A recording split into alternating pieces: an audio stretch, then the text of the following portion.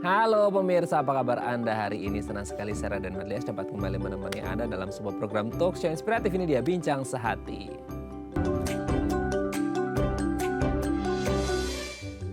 Selamat kembali lagi memulai aktivitas Anda di hari Senin. Aduh, kayaknya kalau hari Senin itu termasuk saya itu berat banget ya untuk memulai hari. Karena apa?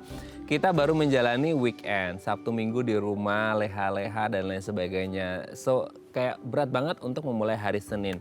Nah, biasanya kalau kita di weekend itu gitu ya, itu banyak hal yang kita lakukan di rumah. Mulai dari nonton gitu ya, kemudian wisata kuliner, banyak deh gitu ya. Dan sebagian besar dari kita habit ini biasanya kebawa ke weekdays gitu ya. Bahkan sehari-hari entah kita lagi kerja atau kita udah di rumah, kebawa tuh mulai dari ngemilnya mungkin gak sehat, yang manis-manis, yang asin-asin, ditambah lagi goleran tuh apa ya, maksudnya kayak rebahan-rebahan gitu ya.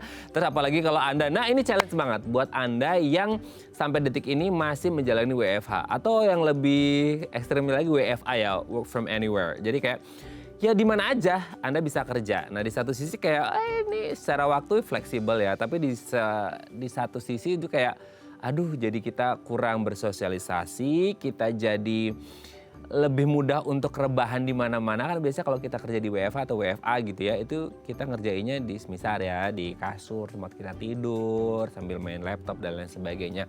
Nah ini yang harus diwaspadai. Apalagi kalau ditambah nih ya, aduh aktivitas fisiknya kurang olahraga gitu ya. Terus kemudian di rumah bukan berarti Anda terlepas dari stres. Tunggu dulu Kisanak ya. Karena di rumah bisa jadi tingkat stres Anda bisa lebih tinggi dibandingkan dengan office hours yang 9 to 5 yang Anda harus duduk di depan laptop di kantor Anda. Karena bisa jadi stres levelnya bisa lebih tinggi. Nah, stres manajemen juga harus diperhatikan. Nah, kalau udah ditambah nih ya, kurang olahraga, makanannya kurang bergizi, stres manajemennya buruk dan lain sebagainya. Hati-hati, Anda bisa jadi sedang ada di fase kehidupan pola hidup sedenter alias sedentary lifestyle bin rebahan. Bahaya nggak sih kalau kita ngomongin orang-orang rebahan ini dengan orang-orang dengan pola hidup sedenter? Bahayanya seperti apa? Kok kayaknya kita belakangan ini ngelakuin ini nggak ada efeknya sih gitu, nggak ada dampak buruknya. Bisa jadi mungkin nunggu 5-10 tahun lagi baru kelas 1 ya. Wow, penyakit-penyakit metabolik, kardiovaskular dan lain sebagainya. Bukan doain, tapi ini sebagai tindakan preventif kita untuk menjaga kesehatan tubuh kita. Makanya hari ini kita akan membahas dampak pola hidup sedenter pada kehidupan dan kesehatan tubuh kita. Tapi sebelum bahas itu, kita akan membahas terlebih dahulu beberapa mitos atau fakta seputar kesehatan. Kita cek satu-satu. Yuk, kita lihat yang pertama ya. Konsumsi makanan dengan MSG katanya bisa memengaruhi kecerdasan kita, tingkat intelijensi kita. Aduh, jadi gimana ya? Selama ini kita kepikiran bahwa kalau kita mengonsumsi MSG, soalnya di sekarang tuh kayaknya banyak banget ya, maksudnya makan makanan itu kayak 50% lebih menggunakan MSG. Karena rasanya yang sangat nikmat dan lezat. Nah kalau kita ngomongin MSG dulu gitu ya, jangan makan kebanyakan MSG, bisa menyebabkan BODOH gitu ya. Nah ini muncul nih beberapa waktu belakangan. Jadi kayaknya mungkin dulu MSG ini disandingkan dengan garam gitu ya, karena kandungan natriumnya. Nah sekarang itu lagi dibanding-bandingin lagi nih ya. Jadi kayak MSG sama garam itu dibanding-bandingin. Katanya MSG lebih baik daripada garam karena MSG katanya terbuat dari bahan yang lebih aman. Katanya dari saripati tebu lah dan lain sebagainya. Nanti kita akan bahas nih ke dokternya ya untuk menanyakan apakah kandungan natrium di MSG ini lebih baik daripada garam atau hubungannya dengan kecerdasan seseorang.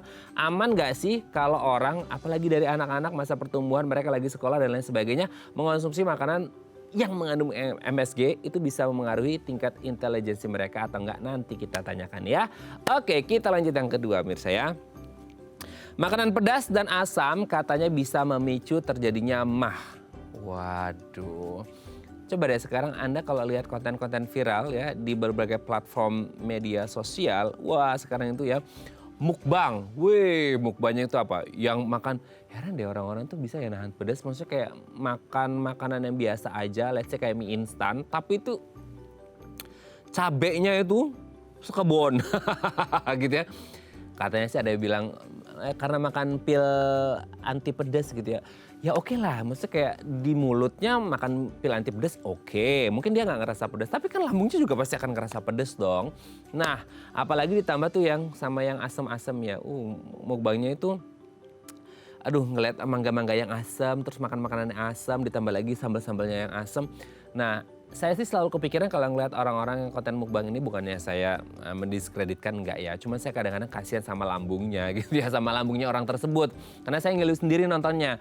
Nah betul nggak sih kalau kita ngomongin orang-orang yang suka makan pedas, suka makan asam, itu bisa memicu terjadinya mah nggak sih gitu ya. Karena kan kita selalu kepikiran, oh mah ini pasti dipicu dari makanan-makanan yang bergas. Nah kita tahu ya yang asam, yang pedas itu mengandung gas yang lumayan tinggi. Nanti kita bahas deh ya. Ada nggak hubungan antara mah dan juga makanan pedas dan juga asam? Oke, kita lanjut yang ketiga ya.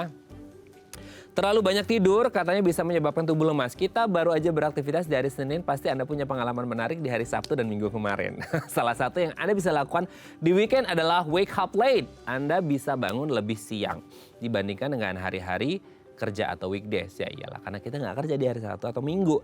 Nah pertanyaannya, ada tuh orang yang kebablasan. Kebablasan dalam artinya kayak, oh dia begadang tuh gitu ya, dia tidurnya jam 2 atau jam 3, bangun lagi nanti jam 1 siang atau jam 2 siang. Wah secara waktu kalau kita ngomong idealnya kan antara 7, 8, sampai 9 jam.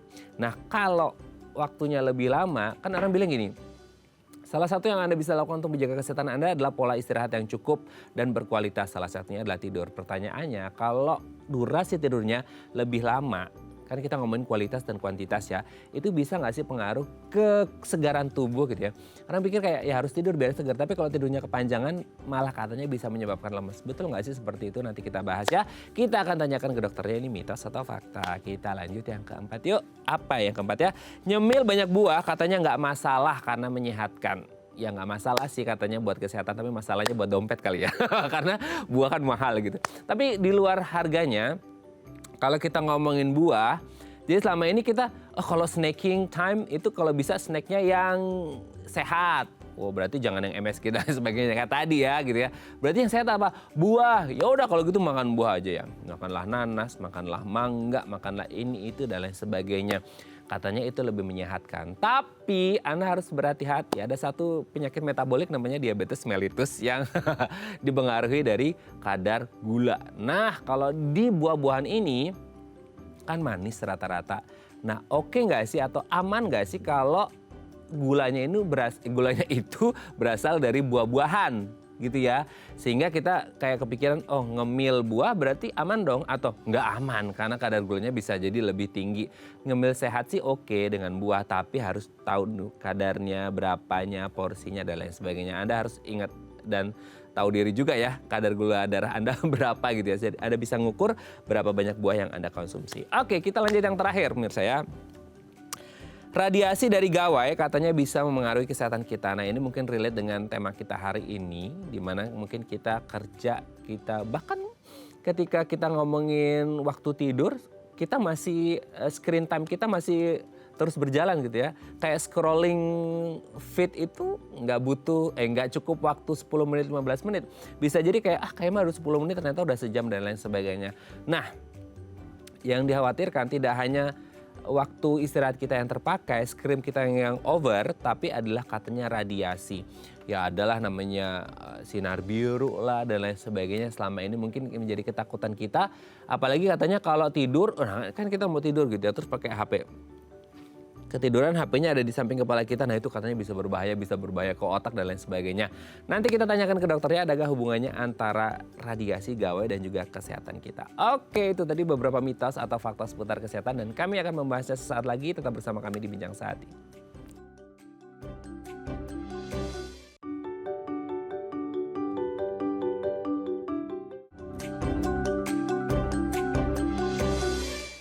Baik, Anda masih bersama kami di Bincang Sehati. Tadi di segmen sebelumnya kita sudah membahas ada beberapa mitos atau fakta seputar kesehatan. Nah, untuk membahasnya telah hadir bersama kami di studio Bincang Sehati ada Dr. Dery Arara SPJPVH, dokter spesialis jantung dan pembuluh darah dari Primaya Hospital Depok. Selamat pagi Dr. Dery, apa kabar dok? Sehat ya? Selamat pagi, sehat. Oke dok, hari ini kita akan membahas seputar tema yang harusnya relate ke banyak orang. Oke. Hidup sedenter gitu ya, Ya. alias kaum rebahan. Tapi sebelum bahas itu kita bahas mitos fakta seputar kesehatan, Dok. Yang pertama adalah, nah ini lumayan ramai juga nih ya, MSG. Kalau orang mengonsumsi makanan dengan MSG katanya bisa pengaruhi kecerdasan. Makanya sekarang itu mungkin banyak orang tua yang mencoba strict banget nih ke anaknya. Jangan makan makanan yang mengandung MSG karena katanya pengaruh ke tingkat intelijensinya. Nah, pengaruh nggak sih, Dok, antara makanan yang mengandung MSG dengan kecerdasan seseorang? Baik. Jadi memang Mas Radin ini banyak ya pertanyaan ini dan menjadi concern juga di Betul. masyarakat. Nah, jadi satu hal dulu, apakah MSG itu dapat mempengaruhi kepada tingkat kecerdasan? Kalau dikatakan berpengaruh bisa, tapi balik lagi seberapa banyak konsumsinya. Sehingga kalau tadi mungkin di awal dikatakan bahwa MSG juga disarankan nih untuk menggantikan garam, itu ada betulnya. Ya, karena kadar natriumnya itu lebih rendah daripada garam yang kita konsumsi sehari-hari. Sehingga ada pedomannya. Berapa banyak yang ideal masuk ke tubuh nih yang aman, dan batas aman itu dikatakan kurang dari 6 gram per hari. Dan apabila sudah lebih dari, kalau untuk anak ya yang saya pernah baca, lebih dari 3 gram per kilogram berat badan, nah itu yang memang diketahui dapat mengganggu neurotransmitter di otak. Nah itu yang dapat mengganggu ya tingkat kecerdasan seseorang. Namun juga yang harus diingat, kita tidak hanya bicara tingkat kecerdasan, hati-hati, MSG juga diketahui menjadi salah satu penyebab kejadian hipertensi. Ya. Nah, jadi dan rata-rata itu juga terjadi kalau berlebihan, yaitu kalau angkanya sudah lebih dari sekitar 150 gram per hari, kan itu sangat tinggi ya. Sehingga memang kalau ditanya apakah bisa, tapi tergantung seberapa banyak yang kita konsumsi. Kayaknya itu udah kalau 150 gram itu udah kayak jadi makanan pokok ya. Pengganti nasi kayaknya ya. Ya sebenarnya kalau digunakan atau dikonsumsi secara pas, tidak berlebihan masih oke. Kalau kita ngomongin sebagai substitusi garam, karena natriumnya lebih rendah gitu ya. Tapi jangan kemudian jumawa bahwasanya, oh kan MSG lebih bagus kata dokter daripada garam. Nggak lanjut di semuanya dikonsumsi ya. Jadi ada batasan-batasannya gitu ya, Dok. Betul, harus ada batasannya. Oke, Dok, kita lanjut yang kedua. Nah ini sekarang juga banyak banget nih, kalau masih ngomongin seputar makanan, itu orang pada kontennya mukbang. Itu yang di videoin ya, nggak ngerti yang nggak di videoin gitu ya. Orang-orang pada makan, itu kadang-kadang heran loh, Dok. Maksudnya kayak mereka tuh makan pedes, makan asam. Ya saya sih nggak paham-paham banget tentang kesehatan ya, tapi setidaknya kalau makan pedes dan asam gitu kan, mungkin di mulut mereka, let's say katanya ada yang ngomong makan pil anti pedes, anti asam dan lain sebagainya. Tapi kan di lambung kan tetap akan mencerna itu, maksudnya kayak bisa berakibat apa nggak ketika orang makan pedas dan asam itu bisa berujung pada mah atau gimana tuh, Dok? Ya, betul. Jadi memang ketika kita mengkonsumsi makanan yang tinggi kadar asamnya atau memang yang pedas, itu akan otomatis menstimulasi asam lambungnya akan lebih tinggi gitu. Karena untuk membantu ya mencerna makanan. Dan apabila itu terjadi dalam jangka waktu yang panjang, ya mungkin ya kalau hanya sekali makan nggak ada efek apa-apa ya. Tapi kalau misalnya terjadi dalam jangka waktu yang panjang, memang itu dapat menyebabkan yang kalau istilah di masyarakat mah nih, atau dalam bentuk yang lebih berat GERD ya, dimana apabila sudah terjadi GERD tidak jarang pasien malah datang ke jantung, khawatir serangan jantung karena kan mirip-mirip. Iya betul. Nah sehingga kalau berdasarkan pedoman, tapi balik lagi pedoman tidak selalu sama dengan kebiasaan ya. Kalau berdasarkan pedoman, idealnya konsumsi makanan pedas itu dalam seminggu hanya 2-3 kali seminggu, itu yang ideal. 2-3 kali level berapa tuh, Dok? Level yang kan setiap orang mungkin beda-beda ya. Maksudnya ada yang level 2 udah gubrak-gubruk gitu, ada yang level 3 masih biasa aja. Nah, itu kembali ke pribadi masing-masing. Tapi intinya jangan berlebihan lah. Maksudnya kayak jangan men-challenge diri sendiri sesuatu yang kira-kira kita tidak mampu ya. Itu justru bisa bahaya gitu ya. Konten sih boleh bikin, tapi jangan sampai membahayakan diri Anda gitu ya. Oke, kita lanjut yang ketiga. Nah, ini dia. Kan salah satu indikator hidup sehat adalah istirahat yang cukup dan berkualitas ya. Salah satunya tidur. Nah, kalau tidur kan katanya kalau baca-baca itu durasi idealnya 7, 8 sampai 9 jam, idealnya sekitar segitu. Nah, kalau ada yang kayak di weekend biasanya, orang tidurnya bablas gitu, Dok. Itu kok katanya banyak yang bilang bangun-bangun bukannya seger kok malah lemes ya, Dok. Nah, betul nggak sih kalau tidur kelamaan bisa jadi malah badannya lemes atau gimana? Oke, jadi memang kalau kita bicara ideal tidur, bahkan mungkin untuk bidang saya ya, jantung 6-8 jam itu cukup. Jangan kurang, jangan lebih. Karena kalau kurang otomatis jadi nggak enak ya waktu bangun, tapi kalau berlebih betul itu juga dapat menyebabkan lemes ya. Justru bangun-bangun bukannya segar malah tambah ngantuk yang seperti itu. Dan bahkan kalau kita lihat ketika seseorang tidurnya lebih panjang daripada seharusnya, otomatis waktu yang dia harusnya sudah bangun, dia harusnya sudah mungkin aktivitas fisik, nggak ada, udah dipakai untuk tidurnya tadi. Dan kadang juga ada juga paradigma di mana oh ya udah nih kan kemarin misalnya Senin sampai Kamis sudah kerja terus nih, Senin sampai Jumat nih udah diganti ke weekend. Rapel. Nggak sama ya, jadi tidak sama ketika kita ibaratnya dirapel nih tidurnya. Bahkan yang lebih mudah tidur siang, saya udah tidur siang nih. Apakah kalau sudah tidur siang malamnya boleh disingkatkan gitu jam tidurnya? Ya itu jelas tidak sama ya antara tidur malam dengan tidur siang. Jadi tetap kalau bisa dibiasakan yaitu antara 6 sampai 8 jam. 6 sampai 8 jam itu udah ideal ya? Ideal. Jangan sampai kurang ataupun lebih gitu. Betul. Ya. Oke, kita lanjut yang keempat. Nah ini, orang banyak kayak katanya ngemil nggak sehat. Harus ngemil yang sehat, yaitu buah. Sekarang pertanyaannya buah katanya mengandung gula juga. Jadi bingung nih, maksudnya ngemil buah itu oke atau enggak sih atau gimana dok? Oke, jadi kalau dibandingkan antara buah sama yang bukan buah-buahan, jelas buah lebih sehat ya, itu pasti.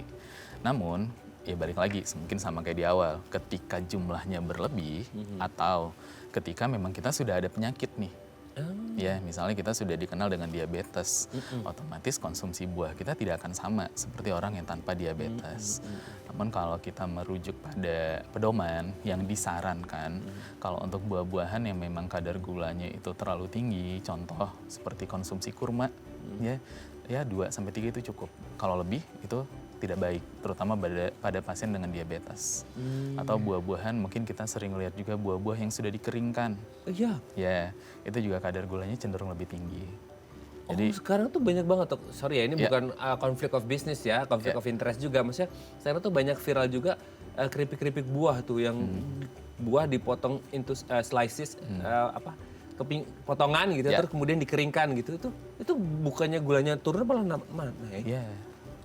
Dan selain itu juga kalau sudah menjadi olahan kan udah dicampur dengan yang lain. Sehingga kalau yang disarankan jelas buah-buahan yang segar ya. Dan kalau untuk hitungannya mungkin kalau pisang ya 1 sehari itu sudah cukup. Cukup ya. Atau buah-buahan seperti apel 1 sampai 1,5 sehari itu sudah cukup. Itu bagus malah. Bahkan kalau misalnya kita bicara ada penyakit dasar hipertensi. Iya. Konsumsi tomat ya 1,5 sampai 1 sehari itu justru bagus. Ya, jadi balik lagi. Dimasukin di sayur bening itu boleh ya dok? Boleh, atau yang fresh saja. Yang fresh lebih aja. baik. Jadi balik lagi tergantung apa jenisnya, berapa banyak, dan kita sudah punya penyakit apa belum. Disesuaikan dengan kondisi masing-masing gitu. Betul. Ya. Tuh ya, jadi Anda harus sesuai takarannya ya. Yang terakhir dok, radiasi dari gawai katanya bisa memengaruhi kesehatan kita. Nah ini kan untuk kaum sedenter yang kaum rebahan kan biasa ya nggak hanya kerja, kadang-kadang sampai rumah juga mau bobo juga dia pakai HP terus gitu, gimana dok? Ya, jadi benar. Memang namanya teknologi memudahkan, tapi ada efek lainnya nih yang kita tidak sadari. Jadi yang pertama yang sering menjadi concern adalah ketika screen time-nya terlalu tinggi, pasti mata. Itu yang pertama, betul. Kesehatan mata. Kemudian yang kedua, yang sering juga saya temukan pada pasien-pasien jantung bahkan sulit tidur. Ya, jadi tidak hanya masalah kesehatan mata, kita melihat terus sulit tidur. Jadi kalau misalnya ideal jarak antara terakhir kita melihat layar dengan kita tidur 1-2 jam sehari. 1-2 jam. 1-2 jam jarak ya. Jadi kalau misalnya kita mau tidur jam 10 lah, anggap telat jam 10. Ya kalau bisa terakhir jam 8, jam 9 udah. Jangan lagi. Karena kadang disitulah yang mengganggu untuk tidur. Betul. Kemudian yang terakhir, memang kekhawatiran hubungannya dengan kanker, radiasi kan ya. Nah, namun ternyata setelah dilakukan follow up ya dari FDA, dalam waktu 30 tahun penggunaan gawai tidak berhubungan. Jadi kalau itu mitos kalau untuk kanker. Tidak berhubungan dengan kejadian kanker. Apalagi misalnya kan dekat dengan kepala, kanker otak atau apa.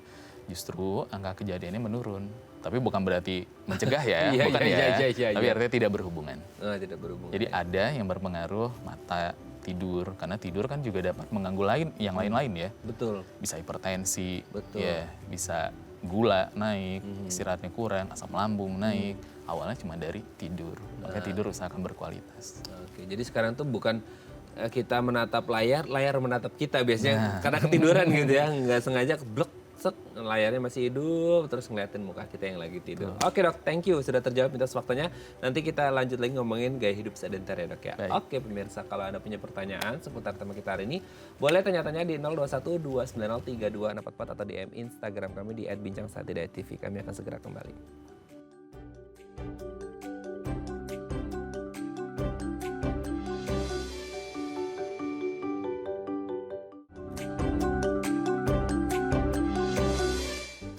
Baik, Anda masih bersama kami di Bincang Saat ini. Kita masih membahas tema kita hari ini seputar dampak pola hidup sedenter. Hayo, ngacung, siapa yang sedentary lifestyle-nya paling oke? Nggak paling oke ya, karena nggak bagus gitu ya. Nah, kalau Anda punya pertanyaan seputar tema kita hari ini, atau Anda ingin bergegas, beralih, bangkit dari pola hidup Anda yang sedenter, gimana cara memulainya? Boleh tanya-tanya di 021 290 3244 atau DM Instagram kami di @bincangsaat.tv. Kita masih bersama dengan Dr. Dery Arara SPJPVH, dokter spesialis jantung dan pembuluh darah dari Primaya Hospital Depok. Oke dok, sedentary lifestyle, pola hidup sedenter. Ya. Itu sebenarnya kan istilah yang nggak tahu sih kapan munculnya, tapi kayaknya kita lebih mulai familiar itu ketika pandemi kemarin ya gitu ya. Sehingga banyak orang yang mulai ngeh dengan oh ini sedenter dan gitu. Dan sebenarnya pola hidup sedenter ini yang seperti apa sih? Maksudnya selama ini mungkin kita melakukan itu tapi kita nggak ngerti bahwa itu istilahnya sedenter gitu. Nah pola hidup sedenter itu yang spesifiknya seperti apa gitu? Oke, baik. Jadi kalau berdasarkan definisi yang sudah dikeluarkan dari Kementerian Kesehatan, dikatakan bahwa pola hidup sedenter ketika kita saat tidak tidur, aktivitas fisiknya sangat minimal. Nah, seberapa minimal? Kalau dari hitungannya ada namanya metabolic equivalent, kurang dari 1. Atau mudahnya, aktivitas yang sangat-sangat sedikit. Contoh tidak ada olahraga, tidak ada gerak. Bahkan kalau misalnya kita mau beli makanan lebih memilih Online. untuk online daripada berjalan ya. Secara tidak sadar mungkin belum masuk, tapi sudah mendekati dalam pola hidup sedenter itu sendiri. Begitu. Jadi memang terutama ketika sudah masuk pandemi ya, saat pandemi itu angka sedenter itu sangat tinggi karena kan secara tidak sadar juga terpaksa ya, kita nggak bisa keluar rumah kayak gitu. Namun ketika sekarang nih sudah pasca pandemi akan lebih baik kita perbaiki pola hidup itu. Bertaubat ya setelah beberapa tahun pandemi gitu ya. Ya. Nah sebenarnya kalau ngomongin pola hidup sedenter, ya mungkin orang kayak gini dok, mereka tuh nggak ngerasain mungkin ya, karena dampaknya kan nggak apa ujuk-ujuk ya, nggak tiba-tiba secara instan gitu. Ibaratnya kalau penyakit itu akut gitu ya, muncul blek gitu. Nah seberapa berbahaya sebenarnya ini ketika ini menjadi apa ya, shadow disease ya, maksudnya penyakit yang membayangi orang-orang yang hidup dengan pola hidup sedenter, karena mereka nggak ngerasa bahwa ini mungkin efeknya long term gitu, jangka panjang. Nah seberapa bahaya sebenarnya kalau kita ngomongin sedenter ini? Jadi kalau kita bicara bahaya, mungkin dalam bidang saya dulu, jantung. Jadi pola hidup sedenter ini diketahui bahwa ketika orang malas gerak, nggak ada aktivitas fisik sama sekali atau exercise-nya hampir tidak ada, angka kejadian serangan jantung itu meningkat sebesar 12%. Wih, Ya, tingginya. tinggi. Dan kalau kita melihat secara global, ternyata sedentary life itu menjadi salah satu penyebab kematian nomor 4 berdasarkan data dari WHO. Tapi bukan gara-gara rebahan tiba-tiba meninggal ya. Tapi kan ada namanya ya kurang gerak menyebabkan obesitas, menyebabkan hipertensi, diabetes, di mana hipertensi dan diabetes adalah penyakit, namun bisa menyebabkan penyakit yang lain, komplikasi dari itu yang akan jadi sangat berbahaya. Jadi betul tidak yang saat ini, namun jangka panjangnya. Jangka panjangnya. Risiko Oke, itu ada. Dok, ini kalau ngomongin salah satunya relate-nya ke jantung gitu ya, kita yang ngerti jantung kan mungkin bisa dikatakan top 3 yang mematikan di seluruh dunia, termasuk juga mungkin Indonesia gitu ya, selain teman-teman bestinya itu si diabetes dan lain sebagainya. Meskipun akhirnya saling berhubungan juga ya gitu ya. Nah, kalau ngomongin kayak makannya nggak dijaga, kan mungkin sedenter salah satunya itu ya. Nggak olahraga gitu. Tidurnya juga mungkin kurang karena begadang. Nah itu kan kadang-kadang nih, orang yang tidurnya kurang aja, itu bangun pagi, itu jantung kan pasti kerasa kadang-kadang Nah gitu. Itu tuh sebenarnya pengaruh nggak sih dari hal yang tadi, dari makan kah, begadang kah, dan lain sebagainya, akhirnya pengaruh ke jantungnya gitu? Betul, jadi itu memang sangat berpengaruh ya. Jadi kalau kita bicara secara umum, apa sih yang idealnya kita untuk lakukan agar tidak masuk dalam pola hidup sedanter? Makanya idealnya berdasarkan pedoman, meskipun kita misalnya nih harus aktivitas, sehari-hari harus bekerja gitu ya, harus duduk di depan komputer, tetap idealnya dalam 1 minggu kita itu harus exercise ya, 150 menit per minggu dapat dibagi menjadi 30 menit per hari 5 kali seminggu. Karena dengan exercise itu diketahui dapat menurunkan kemungkinan terjadi serangan jantung sebesar 35-40%, sangat tinggi ya untuk menjaga kesehatan jantung. Ya, dan kebalikannya ketika tidak dilakukan risikonya meningkat. Begitu juga dengan tidur. Betul. Karena balik di awal tadi, tidur yang kurang, hipertensi, tensi cenderung tinggi, diabetes, kadar gula darah justru cenderung tinggi karena istirahat kita yang kurang. Ya, dan makanan jelas. Biasanya kan memang kalau sudah rebahan makanannya juga biasanya ya, tidak selalu ya. Biasanya agak kurang sehat nih, kayak gitu. Bahkan mungkin konsumsi makanannya berlebih. Ya udah, temenan deh, hipertensi, diabetes, obesitas. Hubungannya jelas sama jantung. Risiko serangan jantungnya meningkat. Oke. Nah, sekarang kan mungkin banyak yang menyisakan orang-orang yang bekerja WFH, Dok. Atau sekarang banyak lah ya itu istilahnya WFC juga, work from cafe gitu kan, ada juga tuh ya. Cafe ya sambil ngemil juga sih. Kita minumnya minuman yang manis-manis dan lain sebagainya gitu ya. Atau WFA, work from anywhere. Nah, itu bisa jadi di rumah, di kafe gitu, sambil nongkrong dan lain sebagainya. Yang intinya ada korelasinya dengan sedentary lifestyle. Nah, untuk orang-orang yang bekerja dengan tipe seperti ini, entah WFH, WFA atau WFC ini sendiri, apa sih, Dok, yang harus diperhatikan? Maksudnya kayak di satu sisi kan mereka katanya kan produktif kerja gitu kan. Nah, ini kan ada makanan minuman ini untuk meningkatkan hormon dopamin, endorfin dan lain sebagainya untuk bahagia gitu. Nah, itu gimana tuh, Dok? Ya, jadi ketika kita bekerja, memang yang pasti dipastikan misalnya kita bekerja jangka panjang nih, meskipun di rumah gitu ya, sambil tiduran atau duduk gitu di depan komputer, kalau bisa tiap 30 menit atau minimal 1 jam. Sediakan waktu 10 menit untuk stretching. Jadi jangan diem aja gitu ya. Jangan tiduran aja, itu nggak bagus ya. Karena ketika sudah lebih dari 5 jam berdasarkan pedoman dari Kemenkes ya, itu sudah bisa masuk dalam kelompok sedentary life-nya itu yang tingkat tinggi. Lebih dari 5 jam nggak ngapa-ngapain, tidur aja ya. Makanya kalau bisa 30 menit 1 jam stretching, atau misalnya jalan, atau misalnya ya ke kamar mandi atau apa, pokoknya bergerak. Jangan tidur terus-terusan ya. Kemudian ya balik lagi, kalau misalnya kerja konsumsi minumannya manis, jelas gula itu secara sadar tidak sadar masuk ke tubuh itu jumlahnya banyak loh sekarang ya. Sehingga akan mulai digalakkan lagi ya konsumsi air putih, itu jauh lebih baik ya. Meskipun mungkin ya tidak seenak gitu ya, tidak senikmat gitu ya gula ya, tapi it's okay.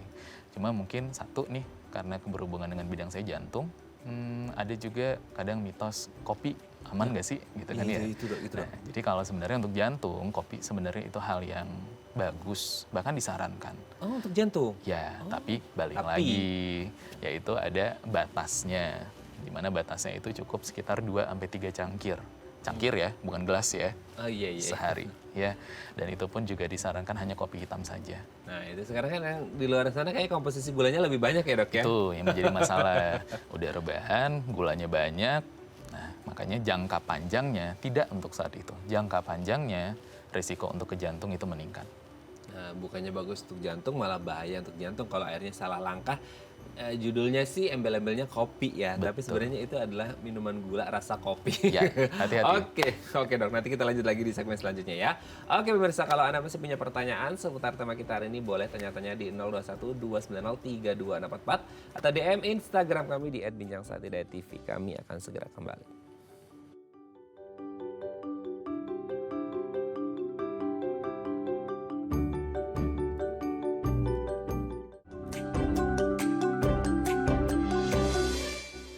Baik, karena masih bersama kami di Bincang Sehati, kita masih membahas tema kita hari ini seputar dampak pola hidup sedenter alias kaum rebahan. Nah, kalau Anda punya pertanyaan, Seputar tema kita hari ini boleh tanya-tanya di 0212903244 atau DM Instagram kami di @bincangsaat.tv. Kita masih bersama dengan Dr. Dery Arara SPJPVH, dokter spesialis jantung dan pembuluh darah dari Primaya Hospital Depok. Oke dok, kita lanjut lagi. Ini saya pernah baca juga dok, nggak ngerti ini betul atau enggak.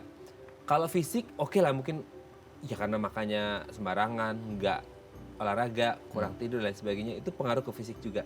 Tapi katanya bisa pengaruh ke mental juga dok. Oke. Itu gimana? Kan mungkin selama kemarin ya, selama pandemi juga orang jadi ketakutan dan lain sebagainya. Ada yang disebut dengan panic attack lah, anxiety disorder yang katanya jantungnya ikut berdebar-debar kayak apa saya jantungan ya, jantung saya bermasalah gitu kan. Nah ini mungkin ada kaitannya dengan dokter dari juga sebagai dokter jantung gitu. Itu kayak ada nggak sih akhirnya jadi ke mental terus akhirnya ngefek ke jantung juga yang sering berdebar dan lain sebagainya gitu dok? Betul. Baik, jadi mungkin yang pertama, yang keduanya dulu nih saya jawab nih soal berdebar ya. Jadi memang betul belakangan ini mulai banyak pasien datang dengan keluhan berdebar. Tapi apakah berdebar itu selalu masalah dari jantung? Belum tentu ya. Karena kalau misalnya kita lihat dalam 100 kasus, 50% kasus itu masalahnya lebih kepada psikis. 50%-nya lagi fisik. Dan 50% fisik itu yang memang benar-benar masalah jantung juga tidak nyampe setengahnya. Bisa juga misalnya pasiennya dengan diabetes tidak terkontrol, nadinya tinggi, atau gangguan hormon-hormon tiroid, atau misalnya perdarahan gitu ya, kronik, itu juga bisa. Tapi justru yang paling banyak masalah psikis ya. Dan kalau misalnya kita hubungkan antara apakah gangguan tidur gitu ya, hubungannya dengan kesehatan mental, ya itu sangat berpengaruh. Kenapa? Karena ketika kita tidur ada yang namanya serotonin ya. Serotonin itu yang mengendalikan mood ya, mengendalikan perasaan.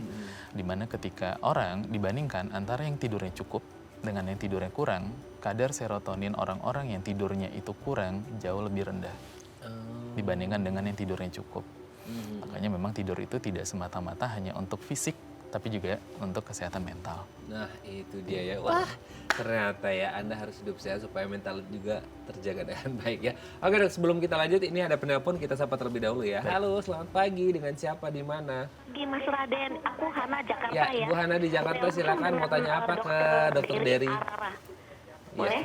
Ya silakan. Oke, langsung aja dokter. Selamat pagi ya dok. Saya mau tanya tentang perbedaan pembekalan jantung dengan keadaan kalau gagal jantung dokter. Mungkin mau dijelaskan ya dok. Ini kan lagi heboh-heboh kayak gini ya, orang-orang muda cepat juga meninggal gitu loh dok. Ya. Terus yang kedua dokter, kapan diperlukan untuk memasang alat pacu yang ada aritma itu yang bisa dibawa-bawa kemana-mana? Itu digunakan berapa lama ya dokter? Mungkin sehari atau seminggu atau bagaimana? Mungkin bisa dijelaskan dokter, jelas? Dokter Ari? Baik. Terima kasih ya. Iya, dok, sudah jelas ya dok ya? Ya. Oke, siap-siap, terima kasih Baik. Bu Hana. Nah, ini mungkin erat kaitannya juga dengan pola hidup sedenter ya. Mungkin ada yang akhirnya mengalami masalah di jantungnya. Meskipun hari ini kita nggak bahas jantung, tapi nggak apa ya dok ya? Boleh. Bersedia ya dok ya? Berhubungan kok. Oke, berhubungan ya. Ya. Oke, yang pertama adalah pembengkakan dan juga gagal jantung. Tadi gimana tuh dok? Ya, jadi gini, poin utama tadi memang salah satunya adalah di usia muda tadi. Iya, Ya, iya, itu betul, betul. Jadi kalau misalnya dulu kita biasanya, oh jantung ini di atas 50 tahun. Sekarang 24 tahun, 30 tahun sudah ada yang mengalami 50 serangan tahun ya, jantung. Dok, ya? Betul, ya. Dan itu juga sangat berhubungan dengan pola hidup. Ya, selain dari genetik. Kalau genetik kan kita nggak bisa rubah ya. menolak Tapi ya, Dok, ya. Betul, tapi pola hidup sebenarnya bisa kita kendalikan. Dan kalau untuk gagal jantung itu sendiri, sebenarnya dia adalah ujung dari semua penyakit jantung. Misalnya kita bicara pembuluh darah jantung sempit, penyakit jantung koroner, kebocoran jantung, gangguan irama jantung, penyakit jantung hipertensi, ya. Nah itu apabila tidak mendapat penanganan yang optimal, ujungnya adalah gagal jantung. Ya, dan apakah gagal jantung dan pembengkakan jantung dua hal yang berbeda? Sebenarnya bukan. Jadi pembengkakan jantung itu justru sering ditemukan pada pasien dengan gagal jantung. Jadi gagal jantung itu jantungnya tidak bisa memompakan darah dengan baik. Jadi ibaratnya kalau kita punya mesin pompa air di rumah, airnya nggak keluar nih, sedikit. Nah itu yang jadi masalah. Jadi ketika sudah terjadi gagal jantung, justru umumnya bengkak itu udah terjadi juga. Jadi dia bukan dua hal yang bisa dibedakan, tapi dua hal yang berjalan beriringan. Oke. Nah ngomongin tentang gagal jantung dok, ini kebetulan juga ya, mungkin ini diingatkan sama Bu Hana tadi, lagi viral, lagi ya di mana-mana gitu ya. Itu salah satu rekan sejawatnya dokter gitu ya. Di Sulawesi lah tepatnya. Beliau meninggal gara-gara ada masalah di jantungnya. Itu kan sesuatu yang dan masih sangat muda usianya. Nah itu gimana? Maksudnya kita nggak ngomongin beliau hidup sedenter atau enggak, tapi maksudnya ketika kita ngomongin masalah jantung itu bisa semendadak itu gitu ya dok ya? Betul. Jadi memang kalau jantung itu ada beberapa pasien yang udah punya keluhan nih sebenarnya, namun balik lagi namanya keluhan subjektif. Ya, tiap orang ambang nyerinya berbeda, rasa mudah lelahnya berbeda, dan tidak jarang seseorang datang ketika sudah dalam kondisi yang berat. Gitu. Tapi ada juga yang memang akut saat itu juga serangan gitu. Dimana kalau kita bicara serangan jantung, pembuluh darah tersumbat, tidak ada aliran darah ke otot jantung, ototnya rusak, tidak bisa memompa darah dengan baik. Nah itu yang dapat mengakibatkan komplikasi yang fatal hingga berujung dengan kematian. Jadi betul memang gagal jantung, serangan jantung itu sifatnya akut. Sifatnya akut ya. Betul. Oke. Jadi memang harus menjaga sebaik-baiknya. Yang pertanyaan kedua adalah terkait alat untuk aritmia jantung itu harus dibawa kemana atau gimana tadi itu? Oke, jadi aritmia. Jadi untuk ininya dulu ya, istilahnya dulu ya. Jadi aritmia itu namanya jantung, itu kan dia berdenyut. Yes. Namanya denyut, dia teratur. Tapi ada beberapa kondisi di mana denyut itu jadi kurang teratur. Atau dalam bentuk yang lebih ekstrim, tidak teratur sama sekali. Berubah, itu sudah bukan denyut yang normal. Dan ini apabila tidak diatasi dengan baik, bahkan dia dapat menyebabkan gagal jantung yang tadi, ya, atau kematian. Jadi nggak cuman penyakit jantung tuh nggak cuma serangan jantung, gangguan irama juga. Dan itu kasusnya banyak tapi mungkin tidak disadari. Karena kadang, oh iya nih nggak apa-apa nih, agak berdebar, nggak apa-apa nih, oke nih. Tapi sebenarnya di dalamnya nggak baik-baik aja. Sehingga ada pemeriksaan untuk menilai ke bagaimana irama jantung itu istilahnya Holter monitoring. Kenapa itu perlu? Karena kadang misalnya datang nih pasien berdebar di rumah. Kemudian dia pasti orang berdebar nggak langsung ke rumah sakit ya, relax dulu. Kemudian udah 15 menit nggak baikan, akhirnya ke rumah sakit. Nyampe di rumah sakit, normal. Kan nggak tahu ya apa iramanya. Sehingga perlu untuk pemeriksaan itu. Dan kalau durasinya macam-macam. Ada yang 24 jam, 48 jam, 72 jam, 1 bulan, 1 tahun pun ada. Tergantung penilaian dokternya. Apabila memang dengan pemeriksaan 24 jam saja sudah cukup dirasa oleh dokternya, makanya cukup. Cukup ya. 24 jam. Dan kadang irama jantung itu bahkan kalau misalnya irama tuh nggak cuma cepat ya, lambat juga bisa. Ada orang yang pingsan, itu masalah irama jantung bisa salah satunya. Oke. Tapi tidak selalu ya, Iya, salah iya. satunya. Nanti jangan semua orang pingsan ke dokter jantung nih, ya. Belum tentu salah Belum tentu, satunya. oke. Nah, bahkan itu juga harus dipasang pacu jantung. Oke. Dan berapa lama pasang pacu jantung? Seterusnya. Oke, semoga ini bisa menjawab pertanyaannya Bu Hana ya. Oke dok, kita lanjut lagi dari telepon, kita ada DM Instagram. Kita cepet aja ya. Dari siapa nih? Bu Shelly. Dok, suami saya itu sudah 2 tahunan ini full WFH dan kebanyakan kerja di kamar tidur sambil lebahan dan ngemil makanan yang gurih atau asin. Saya udah ingetin tuh bahayanya, tapi kata dia sehat-sehat aja kok. Kalau kayak gitu risikonya apa aja dan mencegahnya gimana ya? Apakah perlu mengganti cemilan? Terima kasih. Nah ini mungkin karena WFH itu baru ya 2, 3, 4, 5 tahun belakangan ini gitu ya. Nah gimana tuh dok? Maksudnya itu efeknya sebenarnya kalau WFH dan sedentari itu berapa lama sih dok bisa kelihatan gitu? Jadi yang pertama untuk ibu ya tetap ingatkan suaminya, itu hal yang paling penting ya. Karena masih ngerasa sehat-sehat aja tuh dok. Sehat, kerasa sehatnya sekarang. Bahkan kadang kerasa sehat yang dirasa ketika mungkin dilakukan pemeriksaan tensi belum tentu normal. Mungkin kita periksa kolesterolnya belum tentu normal ya. Karena balik lagi semua itu persepsi orang beda-beda tentang apa yang dirasa. Dan kalau ditanya apa yang harusnya dilakukan, ya jelas perbaiki pola hidupnya.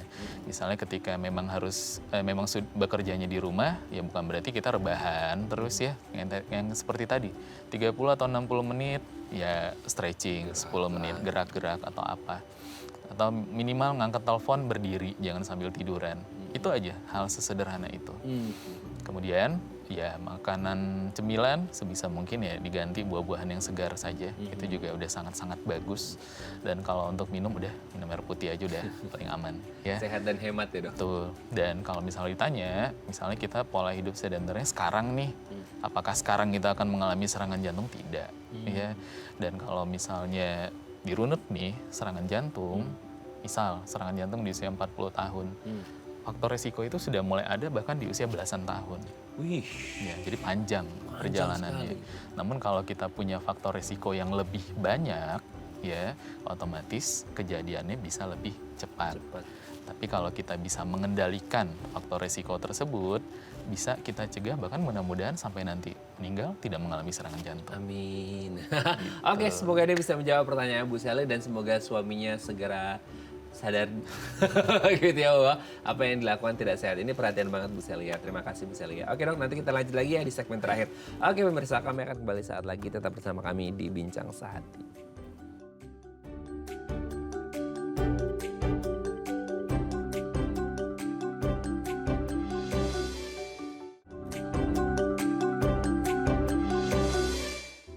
Baik, Anda masih bersama kami di Bincang Sehati. Kita masih membahas sama kita hari ini dampak pola hidup sedenter bersama dengan Dr. Dery Arara SPJPVH, dokter spesialis jantung dan pembuluh darah dari Primaya Hospital Depok. Oke dok, sekarang kita ngomongin yang banyak mungkin ya.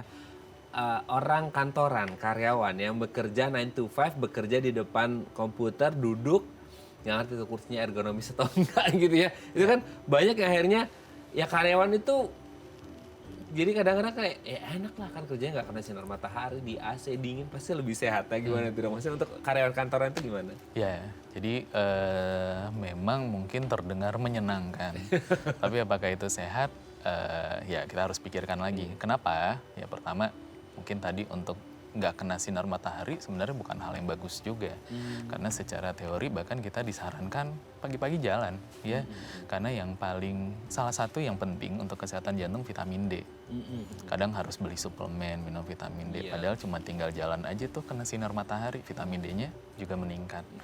Dan yang kedua, ya tadi ketika sudah harus 8 jam duduk ya, kadang ada yang keterusan duduk aja ya, udah 4 jam baru benar-benar berdiri istirahat makan. Jadi kalau idealnya ya udah 30 menit, 1 jam istirahat dulu ya, berdiri dulu lah minimal gitu ya. Stretching dulu yang ringan-ringan 5 menitan atau 10 menit bisa lebih baik. Itu cukup dan itu sangat membantu ya. Karena kalau kita terus-terusan berada dalam jangka waktu yang lama di satu posisi yang sama, secara tidak sadar kita sudah sedenter secara tidak sadar gitu ya. Dan kalau misalnya memang pun kita bandingkan nih, kadang kan ada juga yang bekerja dengan waktu segitu dia membawa kendaraan sendiri atau menggunakan kendaraan umum, justru lebih disarankan kendaraan umum. Oh, karena ada sesi jalannya pasti kan? Ya. Itu apalagi kalau bawa mungkin kendaraan sendiri kayak mobil kan stres juga malah itu sedenter juga ya akhirnya karena secara tidak sadar. Betul. Nah sekarang gini dok, kalau entah dia karyawan atau siapapun lah ya gitu yang ngerasa kayak sekarang tertampar nih dengan episode kali ini kayak waduh berarti saya harus ngapain nih, maksudnya kayak untuk ngecek itu apa sih, kayak mungkin MCU kah, medical check up segala macam itu bisa ngetahuin nggak sih dok bahwa kayak oh selama ini tuh gaya hidup kita ini buruk nih gitu, sedenter nih harus diperbaiki, itu bisa nggak sih? Bisa. Jadi kalau untuk medical check up berdasarkan pedoman, memang idealnya itu dilakukan minimal 1 kali setahun bila usia sudah di atas 50 tahun. Atau bisa kalau misalnya memang kita ada keluhan, ada gejala kita ingin gitu ya, itu boleh. Tapi nggak yang harus 1 kali setahun juga. Tapi kalau sudah di atas 50 itu disarankan. Namun belakangan ini memang tren penyakit bahkan yang paling mungkin terlihat ringan, hipertensi, 30 tahunan udah banyak. Ya. Paling terlihat ringan, padahal nggak ringan. Terlihat itu ringan. Serem ya. Karena kan kadang ada pasien, saya 170 baik-baik aja, nggak ada keluhan, 160 saya masih bisa berjalan, nggak sakit kepala. Justru itu yang harus diingat, sakit kepala itu bukan berarti tanda kita harus berobat. Ketika angkanya sudah lebih dari nilai normal itu sudah menjadi masalah. Kalau misalnya sudah terdiagnosis sakit, ya sudah hipertensi lah minimal contoh, ya nggak cukup sekali setahun, mungkin bisa lebih rutin daripada itu. Oke. Nah pertanyaan itu kadang-kadang ya dok ya, ketika orang disuruh medical check up kayak tadi dokter dari sebutkan, nggak ada kerasa pusing-pusing, kan biasanya kalau hipertensi dia ada kayak punuknya pegel, segala macam, gulanya tinggi kayak badan biasa aja. Itu semua itu pasti akan bias nggak sih? Maksudnya nyaru atau bahkan dia tidak menimbulkan gejala sama sekali ketika ada kayak ya hipertensi dan lain sebagainya gitu dong. Jadi balik lagi, gejala itu subjektif. Ya, gejala itu subjektif sehingga kita butuh parameter objektif. Nah, disinilah peran dari pemeriksaan, yaitu baik mungkin pemeriksaan lab ya atau ronsen, ngelihat nih jantungnya misalnya hipertensi lama masih bagus nggak nih ukurannya, atau jangan-jangan sudah membesar, sudah bengkak seperti pertanyaan Ibu Hana tadi. Nah, itu penting untuk dilakukan. Jangan sampai ketika dia sudah menjadi penyakit lain yang mungkin lebih berat, kita baru memeriksakan. Nah, mungkin sekarang concernnya kalau orang kayak MCU gitu, kayak yang ketahuan paling banyak dikepoin adalah kolesterol lah, apa asam urat lah, gula gitu dan lain sebagainya, atau EKG jantung dan lain sebagainya. Dengan memodifikasi gaya hidup bisa nggak sih menurunkan risiko atau menjadi lebih sehat lagi gitu? Jelas itu bisa. Jadi kalau misalnya kita bicara risiko, satu yang nggak bisa dirubah kan genetik. Mungkin saya kasih contoh kasus. Ada pasien 50 tahun, serangan jantung bapak-bapak. Punya anak nih, ya. Apakah sang anak akan punya risiko serangan jantung sama seperti orang tuanya? Ya, pasti, kan ada genetiknya. Namun kalau misalnya ternyata pola hidupnya sama seperti orang tuanya, misalnya sama-sama merokok, sama-sama hipertensi tidak terkontrol, bahkan bisa terjadi lebih cepat dibandingkan sang orang tua. Tapi kalau itu bisa dikendalikan, risiko terjadi serangan jantung itu mungkin bisa terjadi lebih lama. Atau yang tadi saya bilang, sampai meninggal pun mungkin nggak serangan jantung. Oke, jadi intinya apalagi yang punya genetik ya, yang nggak punya genetik pun tetap harus jangan jumawa juga bahwa masih sehat, masih muda, masih produktif. Aku minum boba-bobaan pun masih aman, minum makan yang asin-asin dan lain sebagainya. Boleh minum, boleh makan sesuai kadarnya, jangan berlebihan. Karena kita nggak ngerti 5-10 tahun ke depan seperti apa. Bukannya doain, tapi kita menjaga kesehatan kita. Terima kasih Dokter Dery. Saya terus, salam untuk keluarga di rumah dan teman-teman di Primaya Hospital Depok. Selamat pagi, Dok. Selamat pagi. Oke pemirsa, itu tadi perbincangan kita dengan Dokter Dery. Semoga bermanfaat ya. Dan jangan lupa untuk terus menyaksikan program-program inspiratif kami di platform The iPlus. Saya Raden Matias pamit. Sampai jumpa dan selamat kembali beraktivitas di hari Senin yang indah ini. Ingat, jangan rebahan, perbanyak aktivitas fisik Anda dan makan makanan yang sehat seperti yang disampaikan oleh Dokter Dery. Sampai jumpa. Terima kasih, Dok.